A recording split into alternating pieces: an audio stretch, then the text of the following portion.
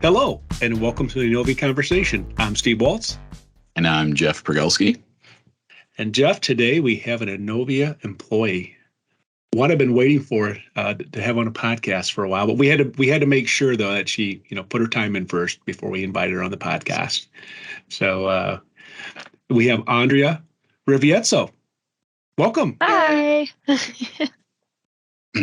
And I won't tell everybody that Jeff had me pronounce the name versus him, but it's just between us. Anyway, Andrea, we're excited to have you on here, we met a long time ago. I think at maybe a NAVA Summit meeting. I'm trying to think when we met about 4 or 5 years ago. Definitely, it was probably the 2016, 2017 timeframe at the user groups. Nice. You were past president of the user group, right? Maybe you can tell us a little bit more about yourself and your journey to Innovia. Definitely. So I started my career out as a controller. Well, first, of course, you have to work up to be a controller. They just don't give you that title right out of college. But I used Nav there and got heavily involved with the user groups. Kind of came in fast and furious, won the All-Star Award, ran the Denver chapter. I still run the Denver chapter. And really enjoyed going out, speaking at conferences and talking about Nav. Apparently, it's my corn, right? I just absolutely love it. And kind of went into the IT at a CPG company. So we sold into CPG firms a product and was their IT manager, oversaw Nav team with developers, and we implemented everything you could absolutely think of implementing. And then after that, I was like, it might be time to join the partner side. And what better company than Innovia? So that led me here. And I'm very excited to be here and working on everybody's accounts and seeing new and exciting things. Well, we're glad to have you. And, I think of your background. So you went to school to be an accounting, right? And now you got it in IT. So now you do a little bit of everything. So exactly. It's the best of both worlds. Well, it is, right? Because if you think of an ERP system, when you're probably dealing with a lot of financials and folks in the accounting department. And so that's, having that background there. So maybe you can tell us what you would like to talk about on this podcast. We're just going to turn it over to you. I mean, if people haven't met Andrea before, she's going to take it over anyway, Jeff. I just thought maybe I'd hand it over before she took it over. Yeah, just steamroll you guys completely. It is now the Andrea Show. Thank you, everyone, for coming. I'm very happy to have myself today. Yes, so today we're going to talk about maximizing your gains in the gym. We got creatine on the list. Oh, wait, wrong podcast, guys. Wrong podcast. Okay. No, not to brag, but I am in the 500-pound club, not in my weight, but in the weights that I lift up. So I do like to share that with everybody, but I can't wear green anymore. So it is problematic as well. Once you get into the games, She-Hulk reference? You can't get out. Yeah. Yes, She-Hulk. All right. No, instead, I have made a top 10 list for you guys today, and I'm very excited. And if you're like, drum roll, it's about how maybe not to fail an implementation, either be ISV or BC projects. I've seen a lot of things, even in my own experience, of things that have gone very well for me and things that have gone very badly for me when I was a user.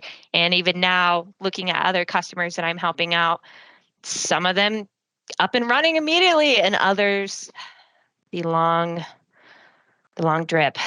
And that's what you don't want that, right? So how can we avoid that? So is this kind of coming from being a user and dealing with partners on the user side and now being on the partner side, kind of seeing both sides of it? Yes, definitely. I think when I was an end user, my expectations were different, higher than they are probably now, of like what you should realistically expect from these projects. And then also just seeing as a user, there was probably things I could have done that helped this project along instead of, I don't know, almost say dragging the feet. And even just working internal IT, you see a lot of these things too. And it's just kind of painful. And there's a lot that a user can do, like somebody implementing that could really change the outcome of your project, because there's only so much your partner can do for you. There's a huge gap that as an end user, you just have to do for yourself too. And I know that sounds bad. I'm basically saying users, you got work to do, but you do have work to do, right? Like this is not just your partner trying to do something for you. This is a relationship. Yeah, and I would say that in some of the calls that I'm on with Andrew and for new implementations, especially, we typically throw out the number of like 3-to-1 in terms of, in some cases I've heard 4-to-1 in terms of the end user amount of time they have to spend. Certainly not in as, setups and stuff, but in proper discovery and then proper testing. All of that takes a lot of time, and where we're in our primary role delivering this, our end users always have another job to do besides ERP testing or troubleshooting, et cetera, right? So it's even more difficult for them. Definitely. Yep. Actually, that's one of my points too. I will get to that. I was like, just jumping ahead on my list. No, we got it. Sorry about that. No worries. You haven't seen my list. It's been top secret. So I could literally say anything right now, but no, it's with that, I'll jump in if you guys are ready. And that's why we have Tim on marketing, so he edits these things. So No, wait, no, it was a good segment. All right. So the first I'm going to say is basically having the right people in the right places. So you might have somebody that's like a really good worker, but if they're saying things like, hey, that's not my job, or I shouldn't Google this, it should just work, or I've always done it this way, they probably are actually going to be more of a hindrance to your project than a help to your project. I've never met somebody that said, but I always did it this way. Be the best person to actually install something or test something, because they don't really want to do that. They have their job requirements and they're doing that job, and now you're asking them to do something else. And most of the time, it's just not going to go very well for you. So one of the things is definitely management needs to set clear communications, expectations, and end results.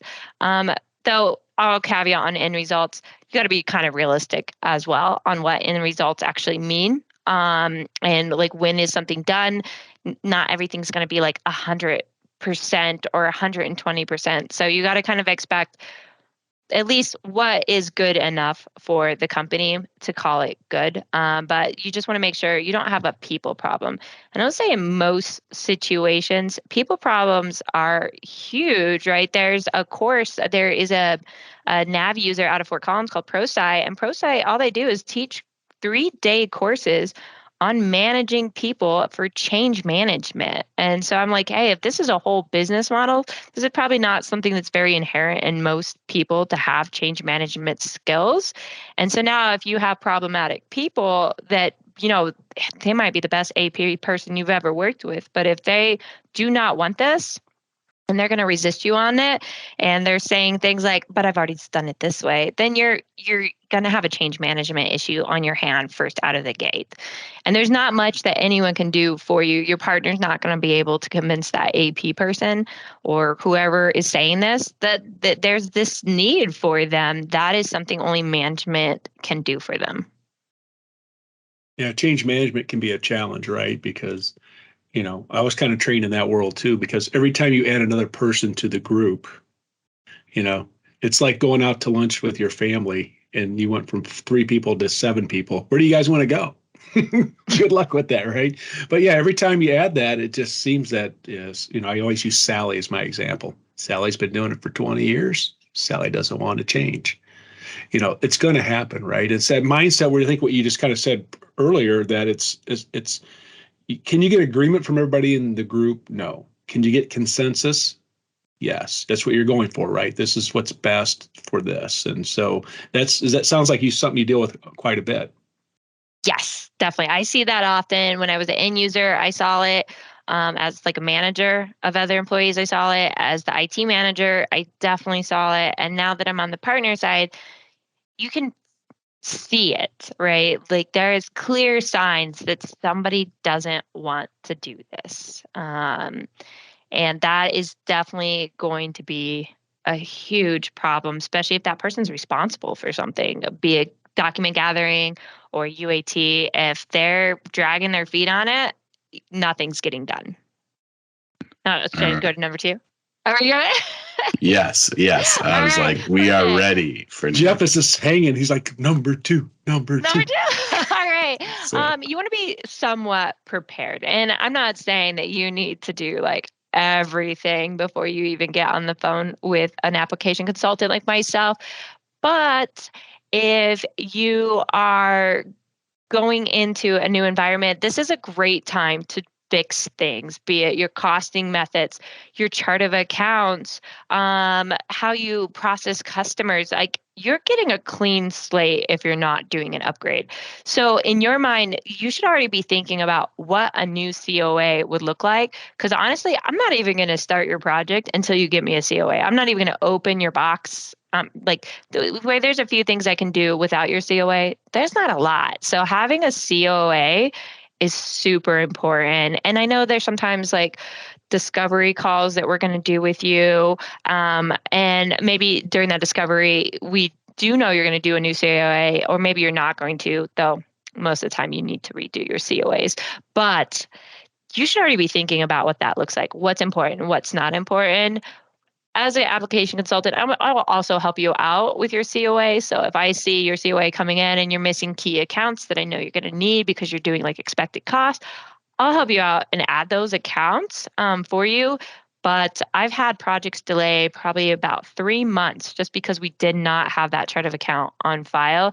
And there's just not much I can do if I don't have a chart of account. So I would say at least be somewhat prepared. And even like if you're doing integrations, you should know what that other system can even provide to you. Like what is the expected end result? So I see a lot of integration projects just nosedive, and most of them is because they didn't know what the other system could provide or how they could even provide that data. And then no real expectation of what that data is going to look like when it comes into Business Central or to Nav. And unfortunately, all of those, like you just have these reoccurring meetings over and over and over again about the data, but it doesn't work unless you know what that data is. And you should probably know upfront what that data is and what you need. It limits dev time. It limits like just rehashing out silly little issues that maybe you could have already been prepared for. I think that was all for my number 2. You guys have anything? We are, I think, first of all, you haven't mentioned yet CRM, so Steve doesn't have any comment for you, but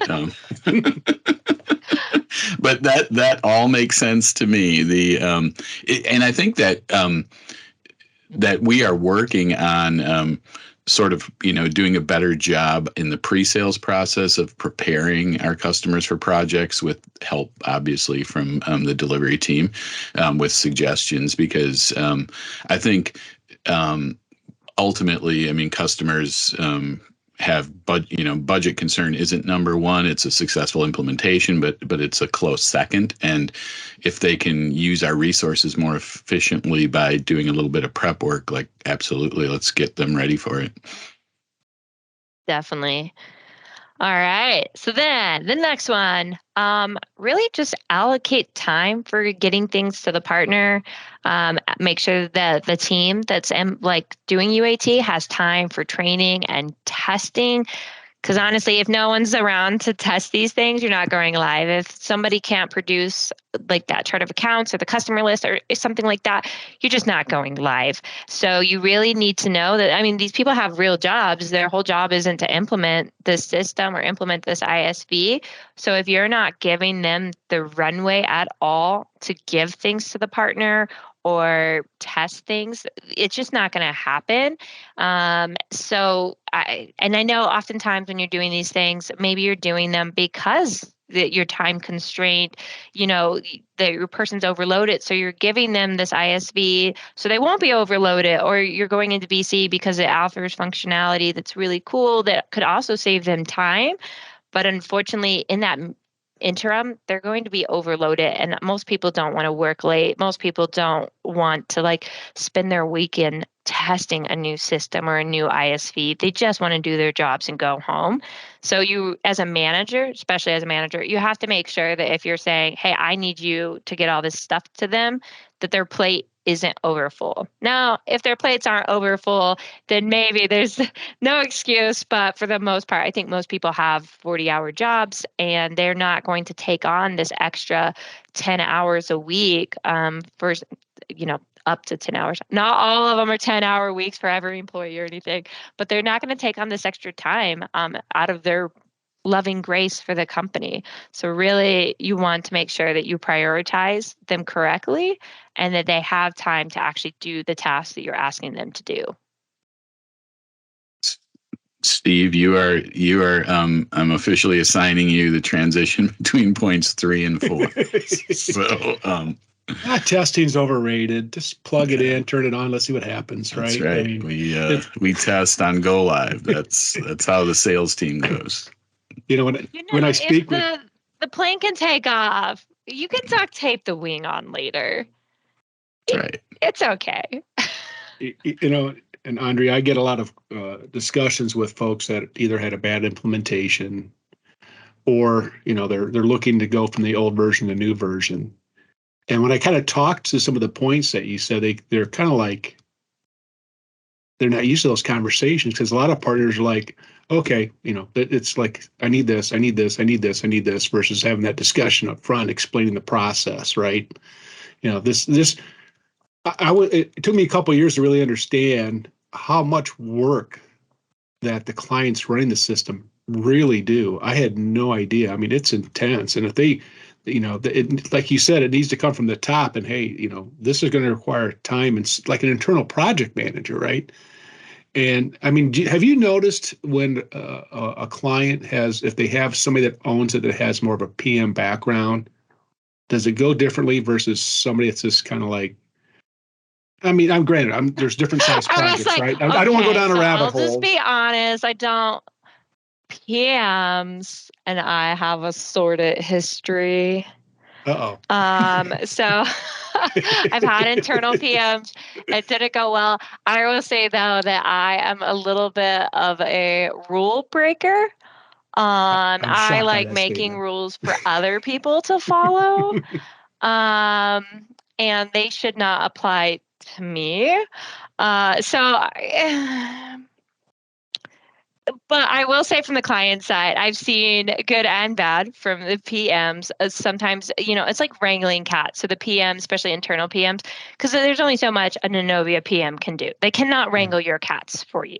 They only are in charge of wrangling our cats, right? So your cats are free in the wild. You need somebody else on your side to wrangle those cats and be an actual PM or just a really strong leadership that can wrangle, that's okay too. Because I have a project where the CFO is an amazing cat wrangler, and it is going very well on his side because he is wrangling those cats. I then have projects with a PM where, the PM is trying to almost do the functional work, and that's not going to work out either. So if the PM is trying to understand API endpoint integrations, they're probably going to get caught up in some kind of detail that the PM doesn't need to get caught in. So the PM is on the customer side have to be kind of careful. Your job is to wrangle the cats, make sure people have the time and the resources they need to actually get the things done, as opposed to the PM trying to actually be the one that implements the project. And I think that's where I also have the sort of history, because it used to be the PM was the one trying to implement. And I'm like, no, you're not implementing. You're just wrangling the cats. So I think that's where I was like, that sounds bad. Sorry, project managers of the world.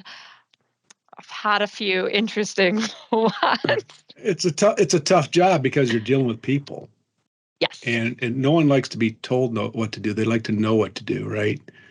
But it just seems to go better when you have somebody who has a plan and accountability. So I think kind of getting to the point to where, small projects, it requires, not a whole lot of discussion or back and forth. But when you get into the larger complex ones, internally on both sides, right? somebody needs to own it on the client side and wrangle the cats. As you said, I'm allergic to cats, but to really just to make sure it gets done. So let's move. Let's go on to the. Are we going to the fourth one now? I see Jeff's just still excited about the next point. I was like, I don't know. I'm exiting them off so I don't accidentally repeat it. All right. So this one probably sounds a little repetitive, but I promise it's not. It's kind of understand your directive. You should know what your current processes are for the most part. And if it works or not, that's kind of the big one. But you have to be open to change. And I think that especially with the ISVs, you have to be open to change because it's not going to be the same. And that almost goes back to the, hey, well, at my last job, that's not being open to change at all.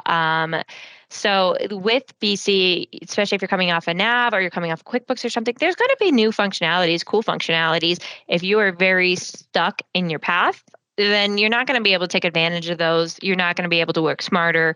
I'm typical millennial. We don't work harder. We work smarter.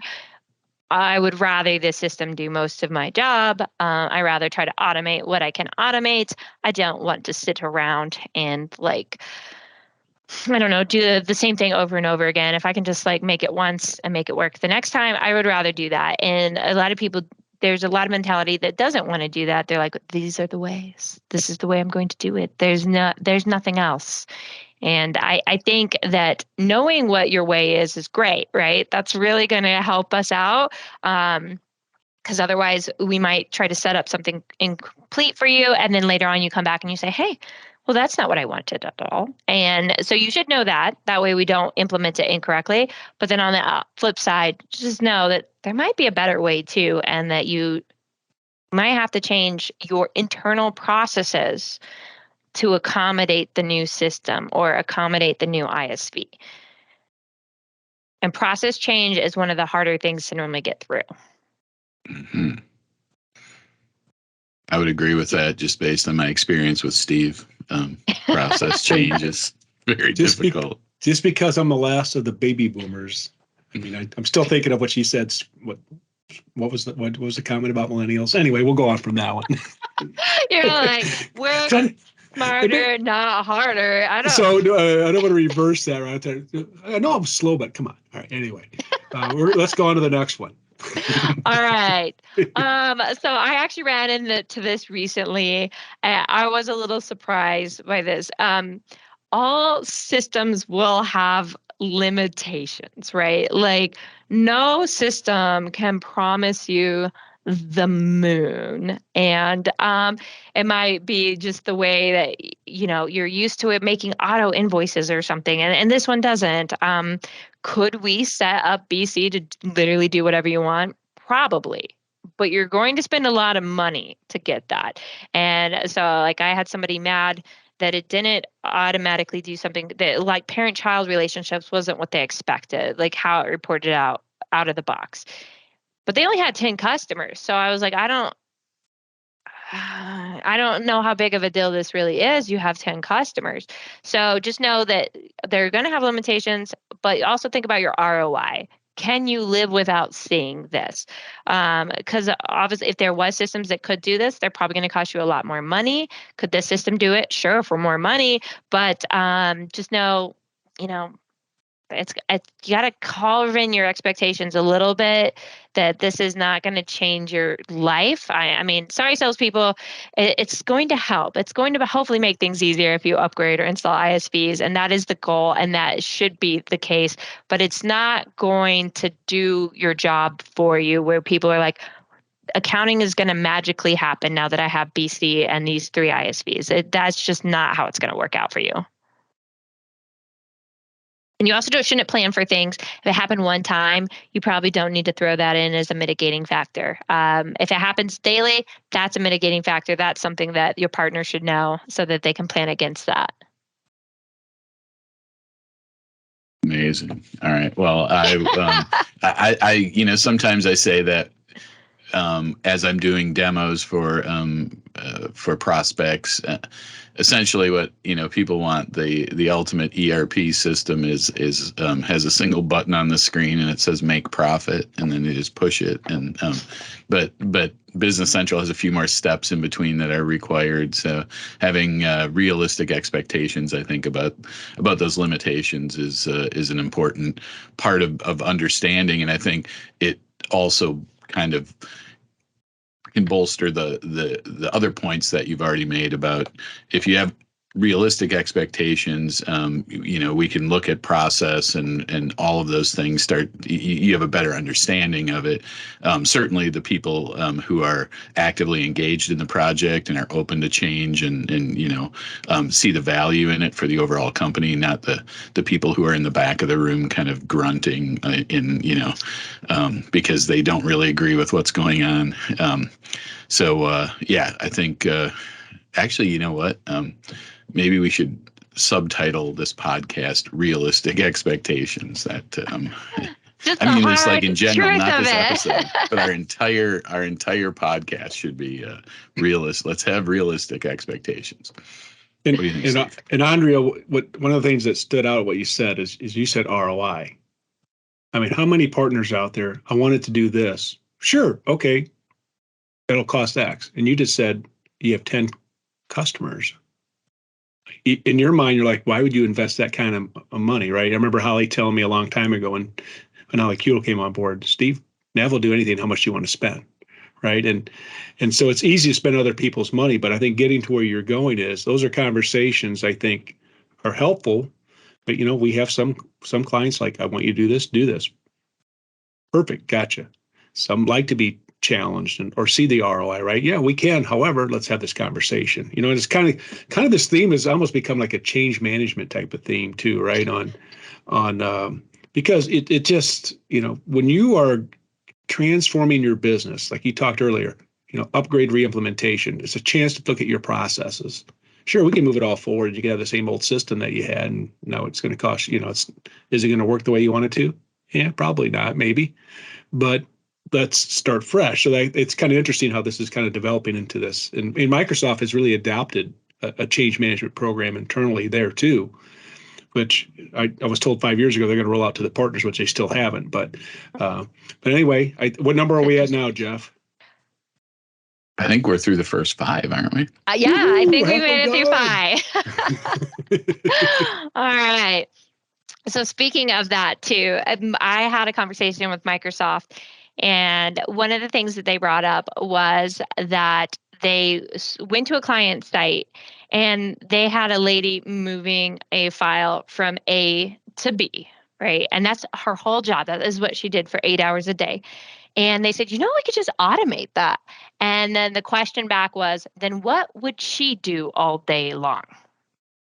And so I see this a lot too. If you are doing something that could potentially replace somebody's job, then you're probably going to have a lot more resistance. Nobody's going to want to test something that they think is taking away their job. They're not going to want to cooperate getting things if they think this is taking their job. AP automation is a great example of this. A lot of people, when they hear AP automation and you're in AP, what do you think is going to happen? They're automating my job. This is what I do all day. And I can say for sure that even if you have AP automation, you probably still need an AP person. I think AP automation just helps with like economics of scale, where you can now bring on more invoices with less resources. But if you have people working 40 plus hour weeks in AP already, AP automation will save them time, and maybe they can do more in the AP realm, or maybe help with more staff accounting work than just doing AP if you have this. But if you just kind of come up to them and say, hey, we're installing AP automation, I can tell you right now, they're all going to fight you on it because they think this means they're losing their job. So that goes back to that communication, that you're not losing your job. This is what you're going to be doing, or this is how we see that this AP automation system is going to work for you. Or yes, I know that you are the person that moves file from A to B all day, but guess what? You don't have to do that anymore. Once we automate this, you're going to do this. You're going to grow and expand your skill sets. Maybe maybe pay raises, maybe not, right? Just depending on, I guess, what type of movement that is and what skills you're giving to them. But if you're just kind of like, hey, we're going to give something that could potentially take away your job, you're going to get resistance immediately. Yep. I think I had a lot of those same conversations being in sales, talking about moving resources to the cloud, and you had the IT team at these companies acting like gatekeepers because they were afraid that, what if I don't sit here and manage the Exchange server all day? What am I going to do? And I always tried to frame it like there's much more strategic uses of your time for the organization than imagine being able to have some time to whatever it is, whatever your specialty is, to research, to help the company know what's coming, to to reach out into other areas. But yeah, definitely a lot of resistance to taking things away that they sort of see as core to who they are at the company. Definitely. And I mean, sometimes it will. Like, honestly, if you do automate something, and if you have 20 AP people on staff and they're all working like 20 hours, you're probably overstaffed. And if you now throw in something that automates more of those hours, yes, it's probably going to take away jobs. Now, can you repurpose them? Maybe, maybe not. So there is a chance that, yes, automation can and will take jobs. But I mean, I don't know if you've ever seen the images with the AI where it's like 95% chance this is a bear and it's a quilt. Right. So AI is not going to take over all of your job. There won't be any point where we're automating all of the accounting and everybody's jobs are up in flames. It's more like if you already feel like you're redundant and now we're automating it, you probably are redundant. Sort of like that was very harsh. That was very mean. I just came right out and said, I'm like, yeah, we're going to fire some people today.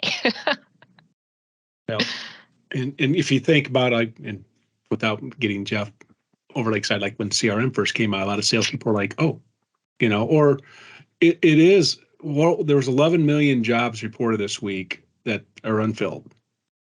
So the automating process goes a long way if you can't find people. But when you talk about repurposing, Jack Ma, who started it, was at Alibaba. I remember he said, this was probably about 3 or 4 years ago, we're in the third or fourth inning of this digital transformation. He said there's going to be people that tell the computers what to do and people are going to be told by the computers what to do. You don't want to be on the second side of that, right? The later side, because it's just the way it's going, and it's a chance to, we need to be agile. I mean, where technology is going and what the ERP system can do, it's and those conversations are tough. It's not just in the accounting departments, in a lot of different departments. So, all right, for time's sake, we're going to try to whip off the next 5 minutes. Okay, perfect. So the next one is pretty simple. Basically, if there is a thing in your system already that can do what you're trying to do on your ISV, like let's say MRP, and it doesn't work at all for your base system, it's definitely not going to work with the ISV either. They normally plug into the same exact table. So I'm like talking stock keeping units, locations, stuff like that. If it's set up wrong in your base system, it's probably set up wrong for that ISV as well. So you're going to have a lot of what I call the side quest, right? Mm-hmm. All right. And the next one's kind of big when you get into UAT. Be specific as what you are reporting, as much detail as you possibly can. Where were you? What screenshots of any errors that you saw? What did you expect when it actually did it? You don't want us chasing our tail and spending your money to solve the wrong issue. Like I had somebody tell me they need a cert of origin to automatically print with a Canadian order. So immediately, what did I look for? Those two things. However, cert of origin, you don't need that for a Canadian order. You need the USMCA. So immediately I looked for the wrong thing. I found out later that he was missing both. Neither were printing, but he didn't report any of that to me. He just said cert of origin isn't working with Canadian orders. And I was like, well, of course it doesn't. But 5 billable hours later, we found out the actual error. And this is even true if you're talking to customer support, be it internal or external to your customer. To your partner, if you're submitting a ticket to an internal team that's IT support or external, give them as much detail as possible. Even if you feel like this is overkill, shouldn't they know this? They might not. Just report it to them. that will save you so much time and money. Mhm. All right. We like to save time and money, right? Yeah, save time and money. I don't want to spend your money on silly things. It makes me feel bad too. I'm like, oh, just spent 5 hours on the wrong issue, and that sucks. Well, I So remember you don't want to be that. at a customer conference we did in the Dells, we actually had a class where the support people taught them how to write a good support ticket. It was standing room only. And it was, what you kind of said, like, oh, my system won't post. Oh, okay. So there's some back and forth, what's not posting, right? Well, so screenshots, all these different things you can add to it, right? Like, the journal, whatever it is, the more detail you can give and examples, the more money you're going to save, right?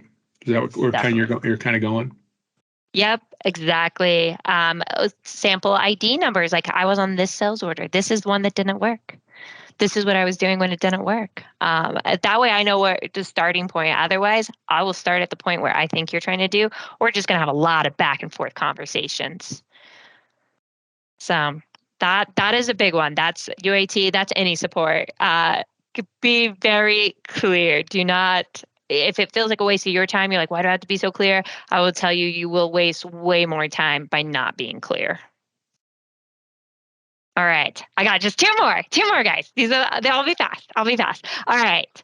So, normally I will say if your partner is recommending an ISV to you, there is probably a reason. Either the person on your project knows how to install this, they have somebody else that knows how to install it. If you go to a conference and you get sweet talked into buying some ISV your partner does not recommend, you might be in trouble, right? So I have one customer on one ISV that no one has ever worked with before, and it has been very problematic. And it's like, could I learn the ISV? Definitely. But do you really want to pay me to learn? And I will tell you, when I was on the end user side, I always said, well, I'm not going to pay you to learn something if you don't know it, right? Like, that's not my dime. But if you're going to select something that your partner just does not know, then unfortunately that cost has to come out of somewhere. If this is the one time and only time I'm ever going to see this ISV, then it is on your dime to have me learn this for you. And I know that's like maybe a harsh truth right there, but if it's something that I should know because I have 50 customers on this, it's our recommended ISV, then that's on me if I don't understand how to set it up. But it is on you if you pick something that is outside of the scope of your partner's recommendations. Yep, I think that makes sense. There's, it's difficult for us as partners because we can't be familiar with everything. But I think understanding that in the rare case that the customer comes to us with something that we're not familiar with, just understanding the risk that adds to any implementation. Like if we recommend ISV A and they come to us with B, we're going to do a better job of implementing A. Is the functional differences, like, does the end user even understand those?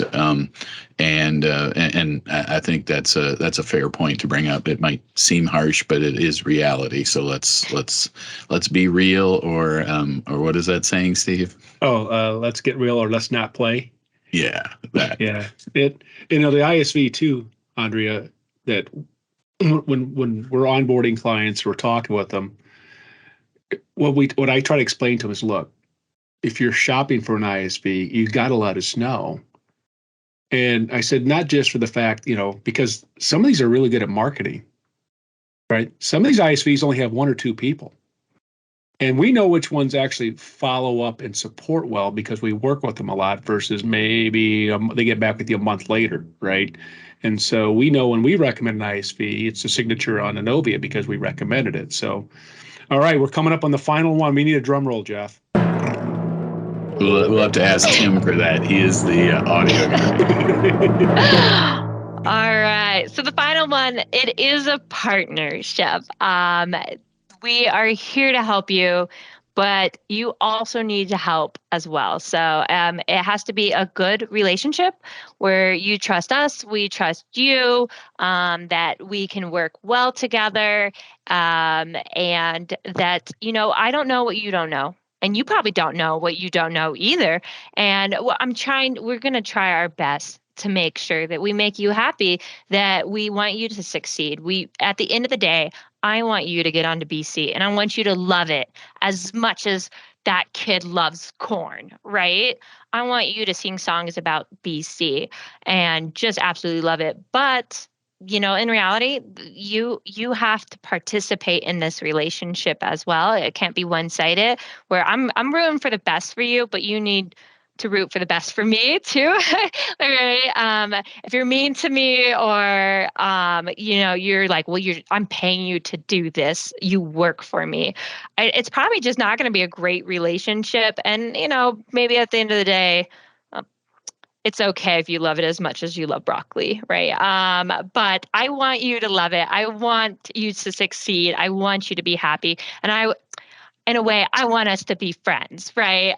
I want you to walk away from this implementation and think, wow, she nailed it. She understood us. She got us. And I would work with her again in a heartbeat. And I want to feel that way about you too, right? And even if you're mean to me, I might still finally implement this for you, but I'm not going to love it. And that sucks, right? I want to love working for you. So I guess treat me as one of your own, unless you're mean to your own too. And then, there should be some other conversations in your company. But, a lot of people say it's family, which now they say that's toxic. Don't say that. But like for those few months that we have together, we're family, right? We're going to Olive Garden together. And we're going to get those breadsticks. But so let's make it cool. Let's have a great relationship.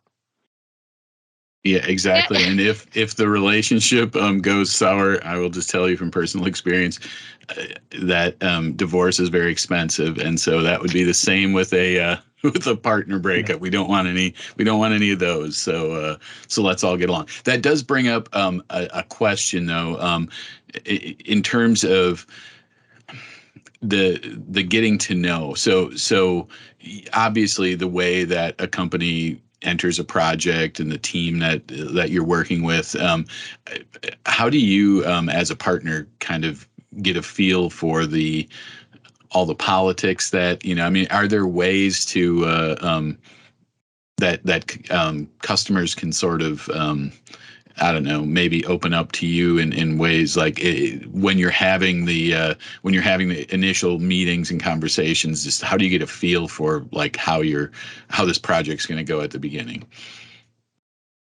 Honestly, you can almost tell immediately from talking with people. So we do like the discovery calls and we ask a lot of questions. We typically will meet a good portion of your team.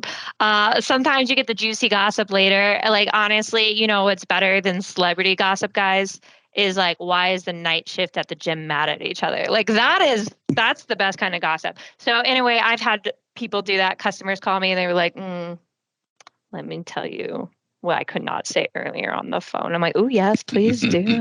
Right. But I think almost immediately you can tell what the success rate of somebody is just by that initial conversation with them as AC. Now, of course, I'm not going to probably tell you, like, I can see immediately you have resistant people. You got an overbearing project manager over here that can't wrangle you to save their life. So I normally have a good feeling. I just won't tell you that because I don't want you to be sad that I can tell immediately you have internal politics and this is going to go poorly. Steve, you only get one chance to make a first impression. So let's take Andrea, that'll be our takeaway. Well, what I got from this, we talked about animals and vegetables, cats, I guess, and but the passion just comes off, and conversations. It's ERP. It can be difficult, and I think addressing some of the things and talking some of the things to some people is eye opening, right? I mean, because we're people dealing with people trying to get your system to do the best you can. But I just love your passion, the tone of what you said, right? People here at Innovia love Nav and Business Central. I've never seen anything like the passion for wanting to deliver you a great system you're going to be happy with. right? And some of them haven't made that adjustment coming over from a break fix type of partner. So I just think that's very cool stuff. So I'm sure we could go on and on. I could see a future webinar on some of the points that you made. And so the top 10 list is complete. And I know we're rolling up on time here. Once again, thank you for joining us on the Innovia conversation. And guys, this podcast is over.